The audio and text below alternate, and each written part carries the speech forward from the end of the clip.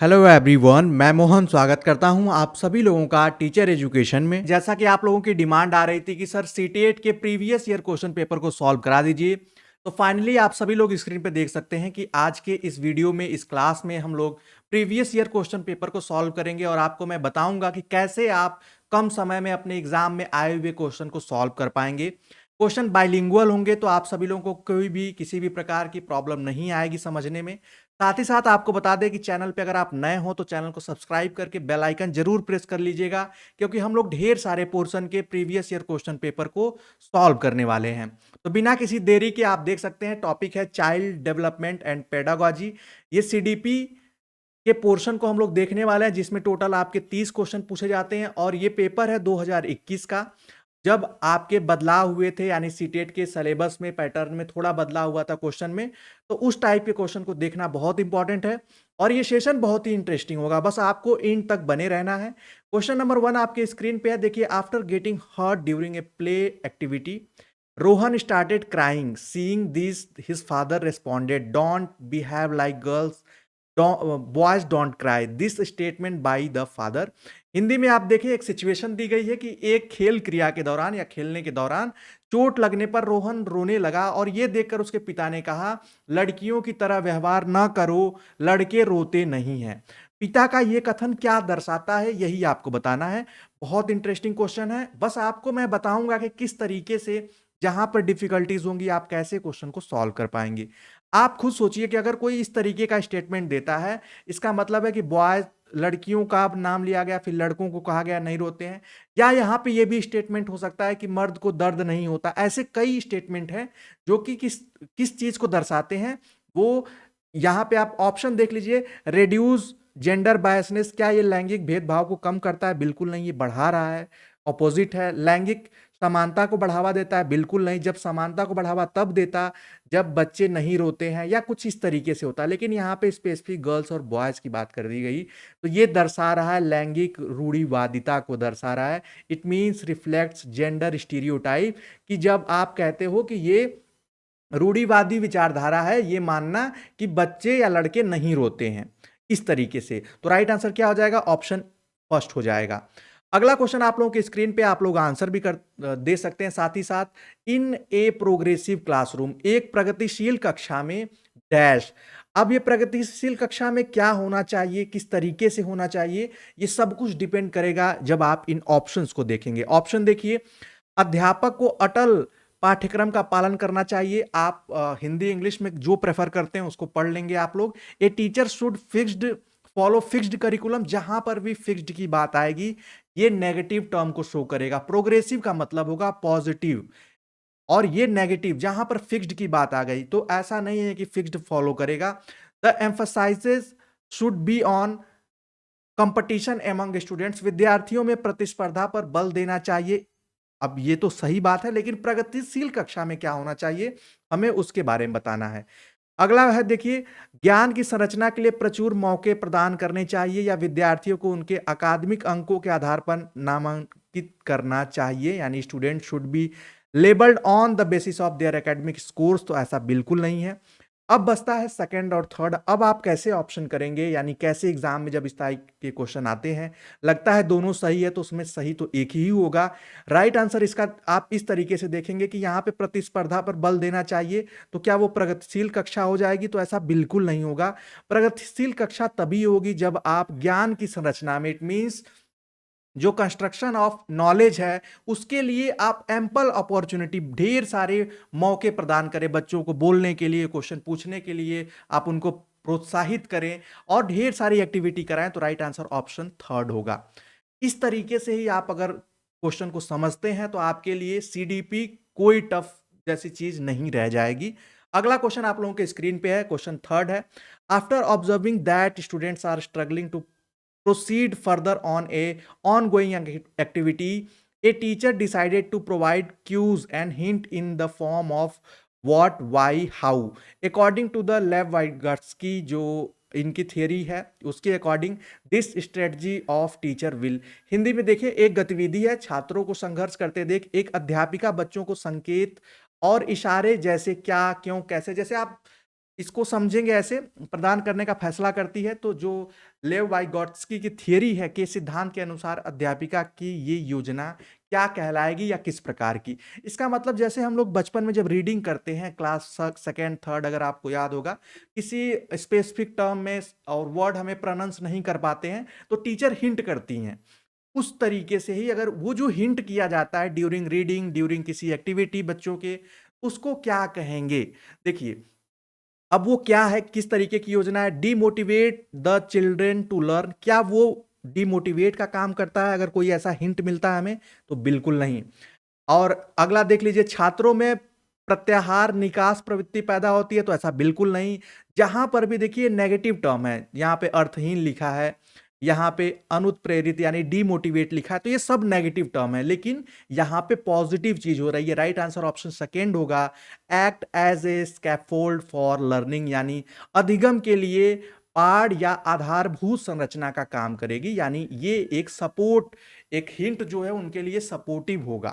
तो right answer क्या हो जाएगा? सेकेंड हो जाएगा। अगला क्वेश्चन आप लोगों के स्क्रीन पे है, which of the following is correct in the context of socialization of children.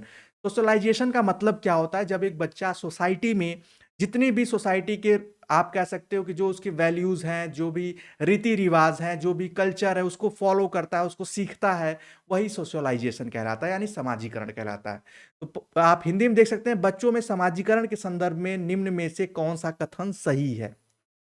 अब समाजीकरण में कौन सा कथन सही है, उसके लिए हमें सारे ऑप्शन को पढ़ना होगा। आप इजिली पढ़ सकते हैं। देखिए, school is a secondary socialization agent and family is a primary socialization agent.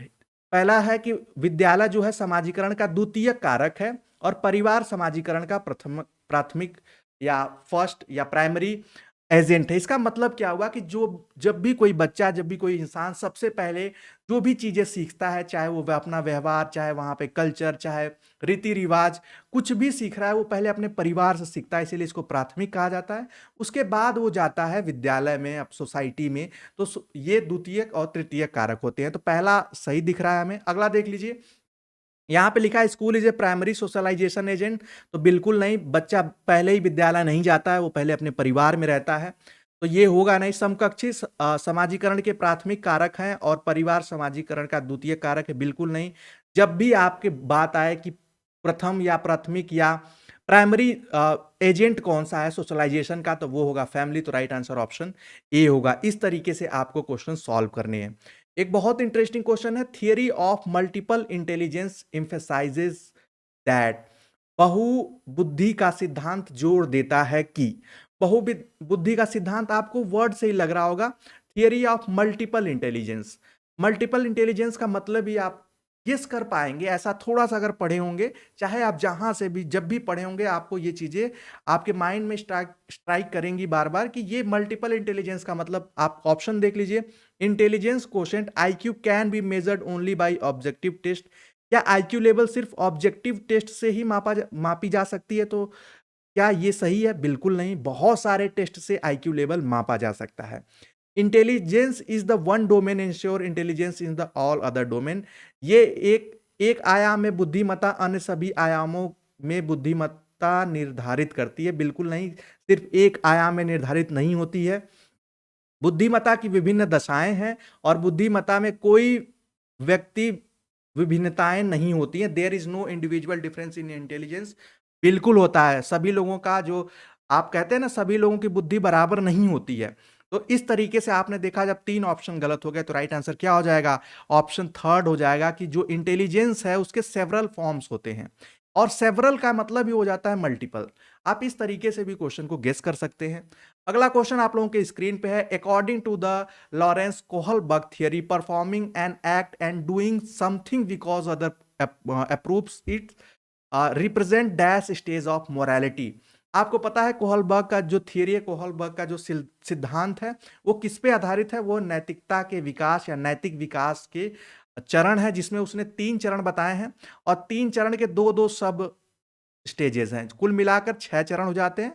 प्रमुख 3 हैं जिनमें आप नाम आपको याद होगा, पूर्व परंपरागत, परंपरागत और उत्तर परंपरागत या पश्चिम परंपरागत, और उसके 6 हो जाते हैं। यहाँ पे कहा गया है कि किसी कार्य को इसलिए करना क्योंकि दूसरे इसे स्वीकृति देते हैं। जैसे सोसाइटी में हम लोग बहुत सारे काम, जैसे पैर छूना, मंदिर जाना, पूजा करना, या कुछ भी कुछ इस तरीके से चीज़ें जो हम रिस्पेक्ट करना, या अ, आगे जैसे आप ढेर सारे कल्चर आपको पता होगा, हम लोग इसलिए करते हैं कि हमारे फैमिली में हमें सिखाया गया रहता है कि इस तरीके से आपको ग्रीट करना है। अब ये हम कर रहे हैं तो ये नैतिक विकास के किस चरण को दर्शा रहा है, ये आपको बताना है। राइट आंसर इसका क्या हो जाएगा? देखिए, जब हम कुछ ऐसी चीज़ों को फ़ॉलो करते हैं जो सोसाइटी में पहले से हो और लोग मानते हों कि ये करना चाहिए, तो उसको लग के, उसको देख के ही ऐसा लग रहा है कि ये प्रथागत है, यानी जो प्रथा चली आ रही है, हम उसको फ़ॉलो कर रहे हैं। राइट आंसर क्या हो जाएगा? कन्वेंशनल हो जाएगा। राइट आंसर ऑप्शन सेकंड होगा। अगला क्वेश्चन आप लोगों के स्क्रीन पे है। फिर एक क्वेश्चन आता है लेव वाइगॉट्स्की से। आप देख सकते हैं कि यहाँ पे लिखा है कि सामाजिक सांस्कृतिक परिप्रेक्ष्य में, क्योंकि आपको पता है कि वाइगॉट्स्की की थियरी है सामाजिक सांस्कृतिक सिद्धांत पे आधारित है, अधिगम प्रक्रिया में डैश के महत्व पर जोर देती है। अब जो लेव वाइगॉट्स्की की थियरी है, जो social cultural perspective of learning emphasize importance dash in the learning process, वो किस पे, नाम से ही लग रहा होगा, आप इसको गेस भी कर पाएंगे। क्वेश्चन यहाँ पे क्या होगा? देखिए, यहाँ पे लिखा है कि एट्रीब्यूशन यानी गुणारोपण पे, मोटिवेशन पे, इक्विलिब्रियम पे, बिल्कुल नहीं। राइट आंसर होगा कल्चरल टूल्स पे, यानी सांस्कृतिक उपकरणों पे, क्योंकि ये थियरी है, थियरी का नाम ही है सामाजिक और सांस्कृतिक सिद्धांत थियरी। ठीक है, तो राइट आंसर क्या हो जाएगा? फर्स्ट हो जाएगा। अगला क्वेश्चन आप लोगों के स्क्रीन पे है। In the theory of cognitive development Jean पियाजे explains cognitive structure in the term of. Jean पियाजे अपने संज्ञानात्मक विकास के सिद्धांत में संज्ञानात्मक संरचनाओं को डैश के रूप में वर्णित करते हैं। किस रूप में? आपको पता है कि जीन पियाजे ने संज्ञानात्मक विकास पे कॉग्निटिव डेवलपमेंट थियरी में 4 चरण बताए हैं, 4 स्टेप्स बताए हैं, और उनको अगर यहाँ पे देखा जाए तो किस रूप में उन्होंने उसको वर्णित किया है, ये आपके एग्जाम में क्वेश्चन आता है। तो यहाँ पे देखिए, साइकोलॉजिकल टूल्स के रूप में तो बिल्कुल नहीं, स्टिमुलस रिस्पॉन्स यानी उद्दीपक अनुक्रिया संबंध में तो सेकंड भी नहीं होगा, जोन ऑफ प्रॉक्सिमल डेवलपमेंट तो ये भी नहीं। राइट आंसर होगा स्कीमाज। आप अगर जीन पियाजे की थ्योरी पढ़े होंगे तो उन्होंने स्कीमा पे बहुत जोर दिया है, मनोबंध जिसको हिंदी में कहते हैं। अगला क्वेश्चन आप लोगों के स्क्रीन पे है, यहां पे देखेंगे आप सभी लोग, 9वां देखेंगे। Pre operational stage in gene Piaget's theory of cognitive development characteristic is a dash. यहां पे जीन पियाजे के संज्ञानात्मक विकास के सिद्धांत में पूर्व संक्रियात्मक अवस्था में विकास का मुख्य गुण क्या है? आपको पता है कि अगर आप जीन पियाजे के संज्ञानात्मक विकास की थ्योरी पे जाएं, आप अगर उसको इंग्लिश में लिखना चाहें तो SPCF से आप याद रख सकते हैं, और बाकी हिंदी में संवेद पेशी हो जाएगा, फिर उसके बाद मूर्त हो जाएगा, फिर अमूर्त हो जाएगा, औपचारिक हो जाएगा। हालांकि उसमें संवेदी के बाद आता है पूर्व संक्रियात्मक आता है, उसमें नाम अलग है, उसको हम लोग किसी एक वीडियो में देख लेंगे। यहाँ पे इसका आंसर आपको करना है। क्वेश्चन नंबर 9 का जो राइट आंसर हो जाएगा, आप सभी लोग जल्दी से बताएंगे कि ये किस स्टेज की बात कर रहा है। ये आपके सेकेंड स्टेज की बात कर रहा है, प्री ऑपरेशनल की बात कर रहा है। और प्री ऑपरेशनल में जो फोकस किया जाता है, इसमें मुख्य गुण होता है, वो होता है सेंट्रेशन इन थॉट्स, यानी विचार और सोच में केंद्रीकरण का, खुद के बारे में सोचना, आत्म केंद्रीकरण भी इसी के अंतर्गत आता है। राइट आंसर ऑप्शन सेकंड हो जाएगा।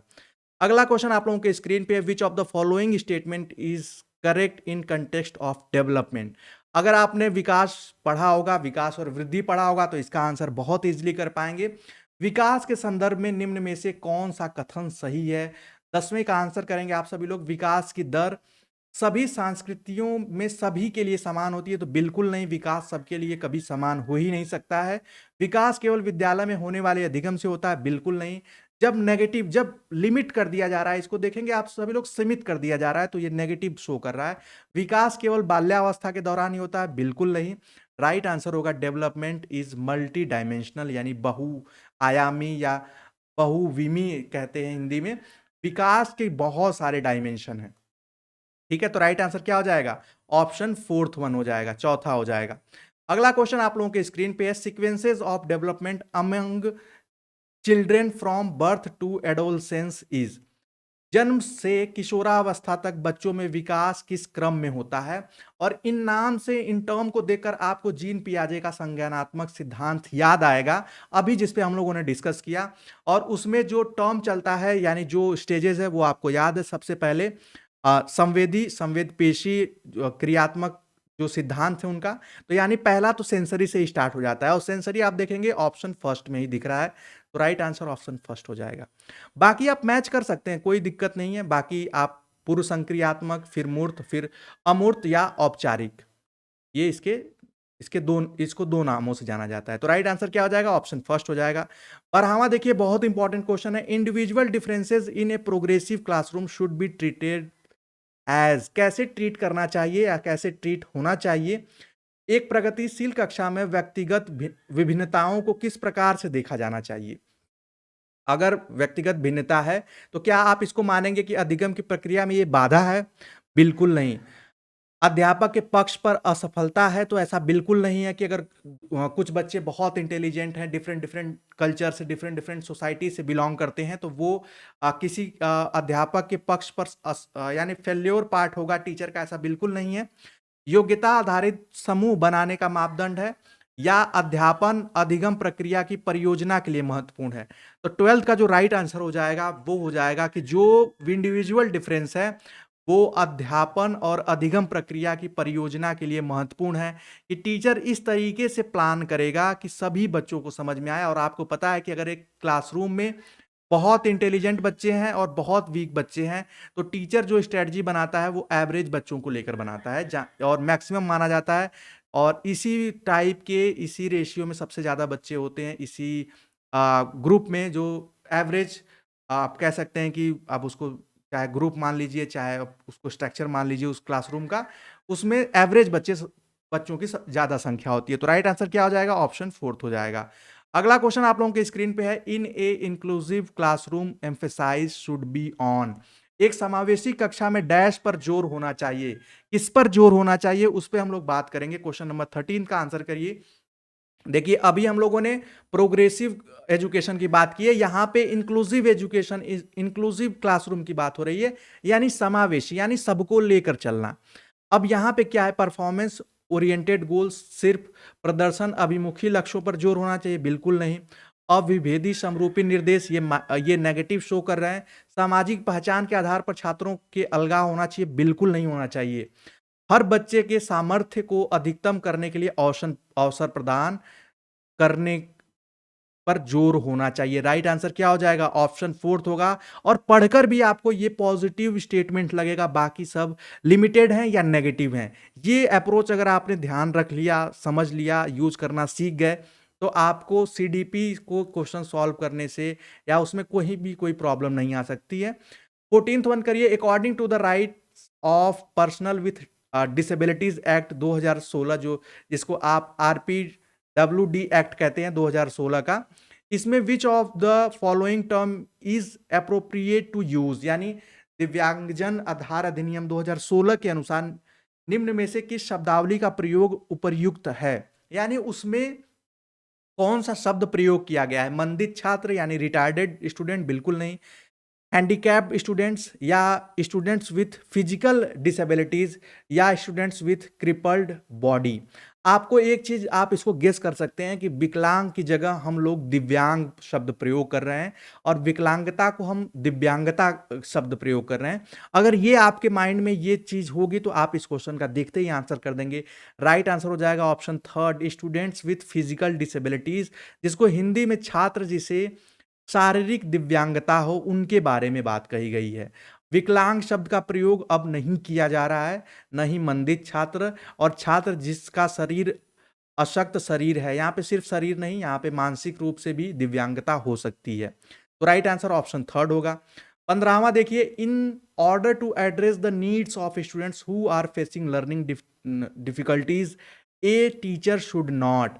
अधिगम कठिनाइयों से जूझते छात्रों की जरूरत को संबोधित करने के लिए एक अध्यापक को क्या नहीं करना चाहिए? अगर बच्चे जल्दी इजिली नहीं सीख पा रहे हैं या सीखने में उनको प्रॉब्लम हो रही है, तो एक अध्यापक को क्या नहीं करना चाहिए? देखिए, ऑप्शन फर्स्ट देखिए, ये तो सही बात है, use multiple audio visual aids use कर सकता है कि उनको सिखाने के लिए, लेकिन हमसे नहीं पूछा और नहीं पहले से अंडरलाइन है। तो पहला तो नहीं होगा, क्योंकि ये तो सही बात है, पॉज़िटिव हमें इसका मतलब जब नहीं लिखा है तो हमें नेगेटिव टर्म को सर्च करना है, नेगेटिव टर्म ही राइट आंसर हो जाएगा। अगला देखिए, संरचनात्मक शिक्षा शास्त्री उपागमों का इस्तेमाल करना चाहिए, बिल्कुल सही बात है। व्यक्तिगत शैक्षिक योजना बनाना, थर्ड देख लीजिए, और फोर्थ हो जाएगा शिक्षा शास्त्र और आकलन की जटिल संरचनाओं का प्रयोग करना।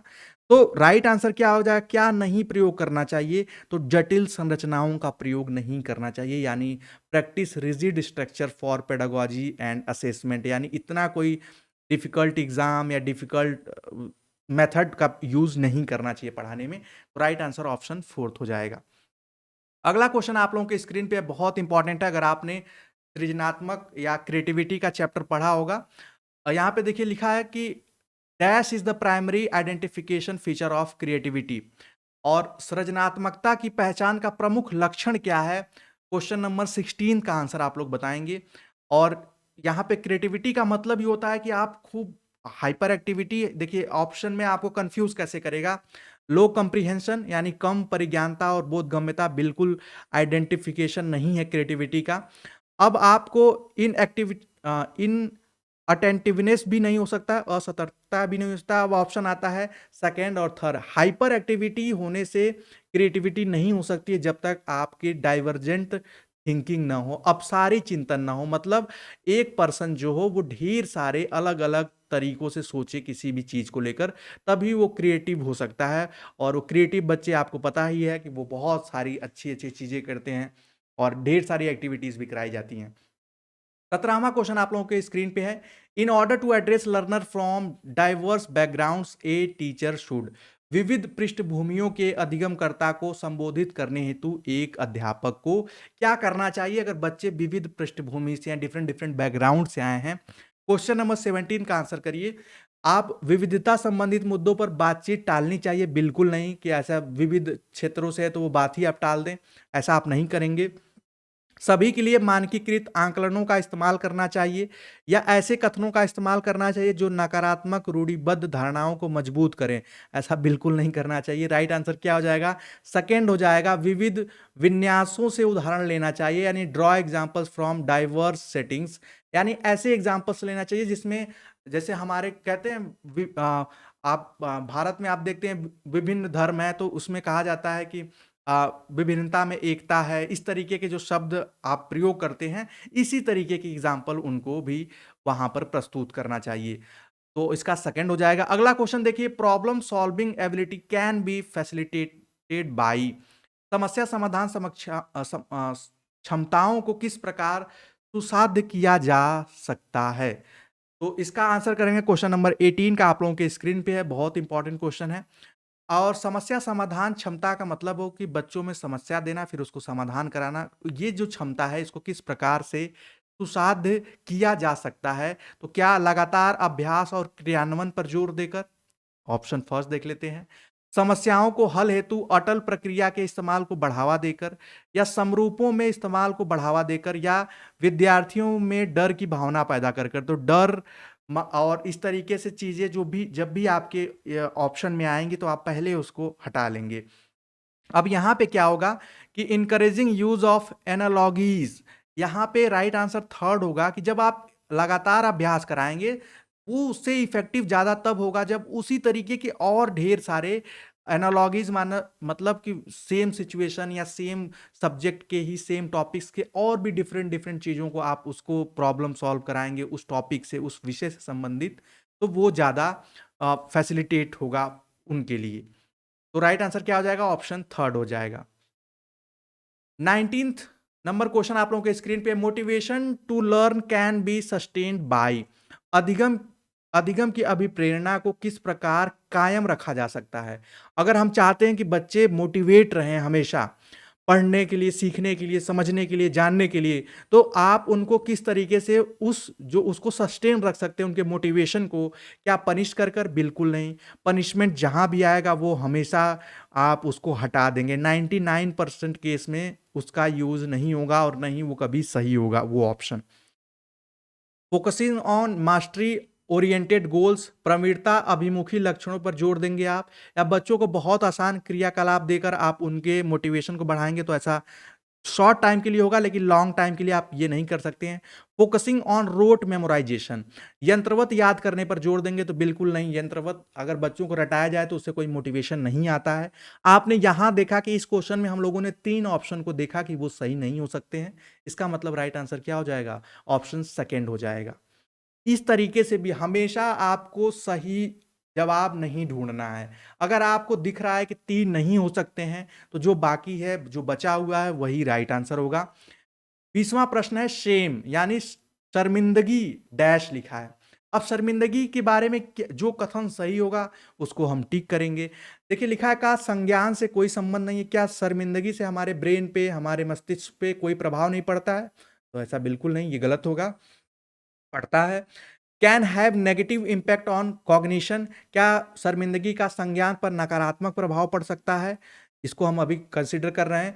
Is very effective to motivate the children to learn, क्या बच्चों को शर्मिंदा कर कर उनको आप मोटिवेट करते हैं बच्चों को सीखने के लिए? देखिए बच्चों को अधिगम हेतु अभिप्रेरित करने के लिए बहुत प्रभावशाली है, तो बिल्कुल नहीं है। शर्मिंदगी से वो नहीं सीखेगा, इस चीज का आप सभी लोग ध्यान रखेंगे। Should be generated frequently in teaching learning process, ये भेदभाव को अध्यापन प्रक्रिया में बारंबार पैदा करना चाहिए, बिल्कुल नहीं। राइट आंसर होगा ऑप्शन सी, शर्मिंदगी जो है ये संज्ञान पर नकारात्मक प्रभाव डालती है, डाल सकती है। तो राइट आंसर ऑप्शन सेकेंड होगा। शॉर्ट टाइम के लिए, एक दो बार के लिए तो सही होता है, लेकिन आप किसी को बार बार शर्मिंदा करेंगे तो उसके मेंटल हेल्थ पे वो इम्पैक्ट डालेगी चीजें। क्वेश्चन नंबर 21 करेंगे, विच of the following is the most effective mode of teaching learning, निम्न में से अध्यापन अधिगम का सबसे प्रभावशाली माध्यम कौन सा है? क्वेश्चन नंबर 21 का आंसर करेंगे आप सभी लोग, बहुत इंपॉर्टेंट है। सबसे प्रभावशाली, क्या रोट मेमोराइजेशन ऑफ कंसेप्ट, किसी चीज को रटना क्या सबसे प्रभावशाली है? तो बिल्कुल नहीं है। बिना विश्लेषण के अवलोकन करना, बिना ऑब्जर्वेशन के एनालिसिस कर लेना, बिना जाने सुने। इमिटेशन एंड रिपीटेशन, अनुकरण और नकल से दोहराना, क्या ये प्रभावशाली है? तो देखा आपने कि ये तीनों नहीं हो सकते हैं। इसका मतलब है ऑप्शन सेकेंड होगा, exploration of relationship between concept. जब हमें ये ढूंढ लेते हैं हम कि संकल्पना के बीच संबंध योजना, या आप ऐसे कह लीजिए जो हम पढ़ रहे हैं उसका हमारे डेली लाइफ से क्या रिलेशन है, या कैसे वो इम्पैक्ट डालता है, या उसका क्या यूज़ है। जब हम पढ़ाई के साथ साथ चीज़ों को, कंसेप्ट को समझने के साथ साथ उसके यूज़ को, यूटिलिटी को समझ लेते हैं, तो वही क्या कहलाता है? वो सबसे प्रभावशाली माध्यम कहलाता है। अगला क्वेश्चन आप लोगों के स्क्रीन पे है, ए teacher should analyse the various error made by students on A given task because, एक अध्यापिका को दिए गए किसी कार्यकलाप में छात्रों की विभिन्न त्रुटियों का विश्लेषण करना चाहिए। क्यों? क्योंकि आपको ये बताना है क्यों करना चाहिए। क्वेश्चन नंबर 22 का आंसर करेंगे आप सभी लोग कि इस आधार पर वो दंड की मात्रा निर्धारित कर सकती है। क्या वो इसलिए करेगी कि वो पता कर सके कि किसको कितनी पनिशमेंट देनी है? तो जहां पर भी पनिशमेंट वर्ड आएगा आप उसको पहले ही हटा लेंगे।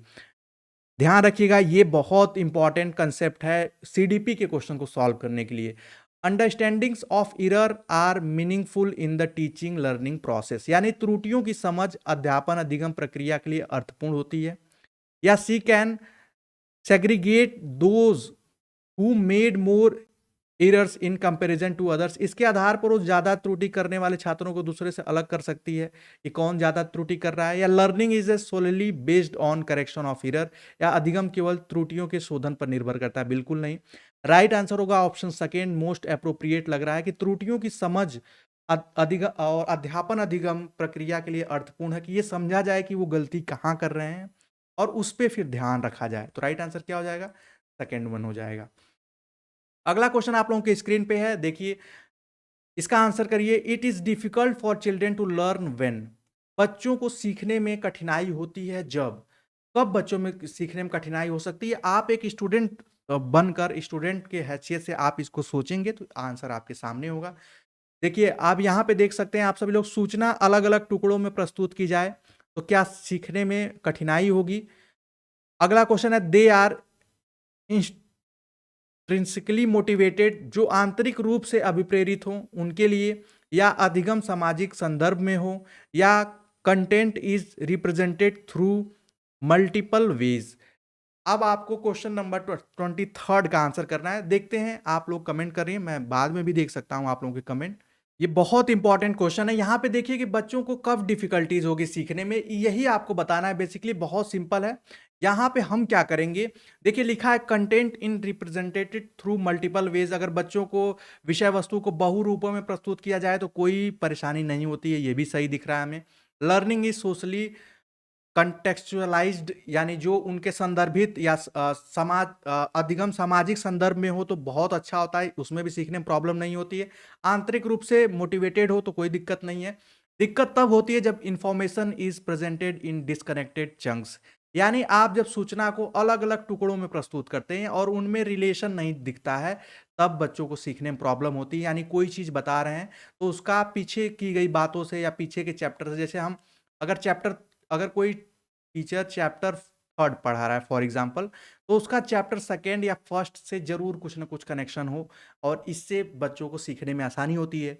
अगर कनेक्शन नहीं होता है तो डिफिकल्टीज आती है। राइट आंसर ऑप्शन फर्स्ट हो जाएगा। 24वां प्रश्न है, best state of learning is, अधिगम की सर्वोत्तम अवस्था कौन सी है? क्वेश्चन नंबर 24 का आंसर आप सभी लोग बताएंगे।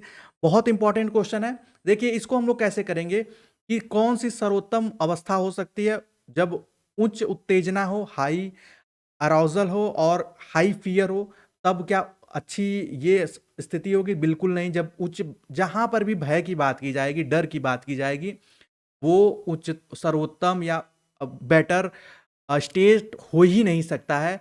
और निम्न उत्तेजना उच्च भय ये भी नहीं हो सकता है। संतुलित उत्तेजना कोई भय नहीं, यही बेस्ट क्या मानी जाती है? बेस्ट स्टेट माना जाता है लर्निंग का। तो राइट आंसर ऑप्शन 3 हो जाएगा। और कोई उत्तेजना नहीं होगी तो लर्निंग हो ही नहीं सकती। उत्तेजना होनी चाहिए लेकिन कोई डर भय नहीं होना चाहिए बच्चों में, सीखने को लेकर, स्कूल को लेकर, टीचर को लेकर या क्लासरूम को लेकर। अब क्वेश्चन नंबर 25वां देखिए, अधिगम का संरचनात्मक विचार ये सुझाव देता है कि ज्ञान की संरचना में, आपको पता है कि अधिगम थ्योरीज में आपको 3 टाइप के जो विचार आप 3 टाइप की थ्योरी देखने को मिलेगी, 3 टाइप के विचार देखने को मिलेंगे, व्यवहारवाद, संज्ञानवाद और संरचनावाद। और उसी में संरचना की बात की गई है, और वो ज्ञान की संरचना को क्या मानते हैं।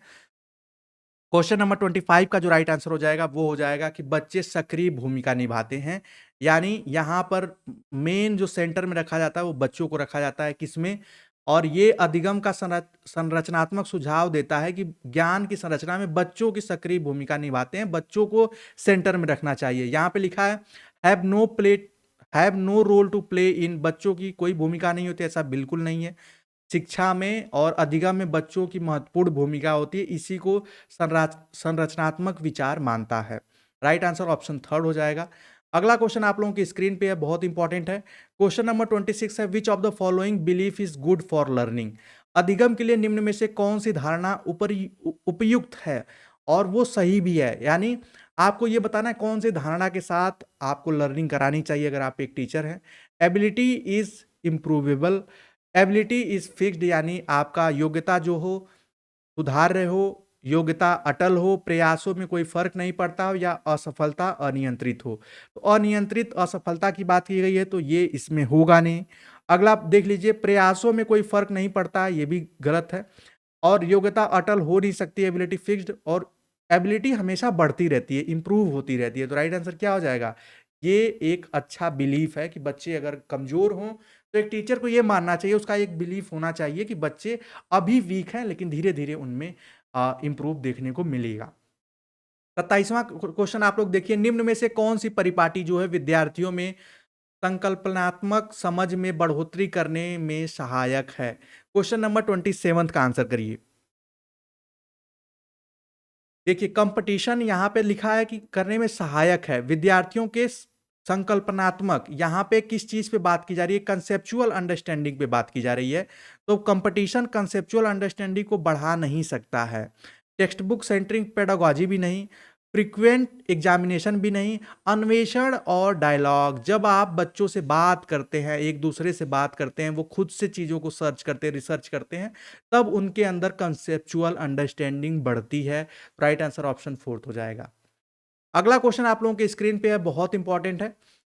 ड्यूरिंग ए टास्क, हिंदी में देख लेते हैं। एक कार्य के दौरान सायना स्वयं से बात कर रही है कि वह कार्य पर किस प्रकार प्रगति कर सकती है। लेव वाइगॉट्स्की की भाषा और चिंतन सोच के बारे में दिए गए विचारों के अनुसार ये इस तरह का व्यक्तिगत वाक यानी private speech is a sign of किसका क्या दर्शाता है।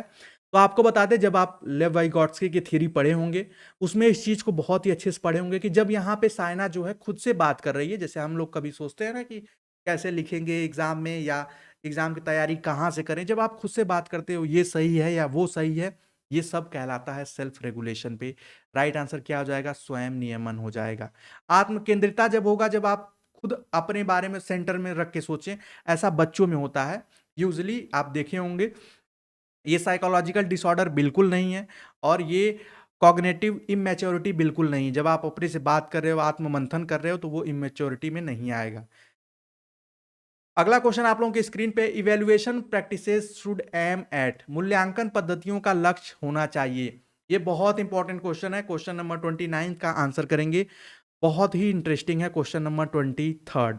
यहाँ पे देखिए, लेवलिंग ऑफ स्टूडेंट्स यानी विद्यार्थियों को नामांकित करना, या segregation of students for ability based group, या आइडेंटिफिकेशन या identifying students need and requirements, या identification of high achiever for the prize distribution. Evaluation पद्धति का लक्ष्य क्या होना चाहिए? इसका जो राइट आंसर हो जाएगा, आप जब इसको देखेंगे, इसको समझेंगे, तो विद्यार्थियों की ज़रूरतों एवं आवश्यकताओं की पहचान करना कि किस बच्चे को किस में वीकनेस है या क्या चीज़ पे ज़्यादा फोकस करना चाहिए। जैसे एक एग्ज़ाम लिया गया हाफ ईयरली का, उसमें रिजल्ट आया। अब किसी बच्चे के मैथ्स में कम मार्क्स आए और मान लीजिए साइंस में अच्छे मार्क्स आए, तो अब एक टीचर को ये देखना होगा कि साइंस में ये बच्चा इंटरेस्टेड है, ये कर ले रहा है, मैथ्स के लिए इस पे अलग से फोकस करना ज़रूरी है। ऐसा नहीं कि मूल्यांकन पुरस्कार के लिए होता है, बिल्कुल नहीं।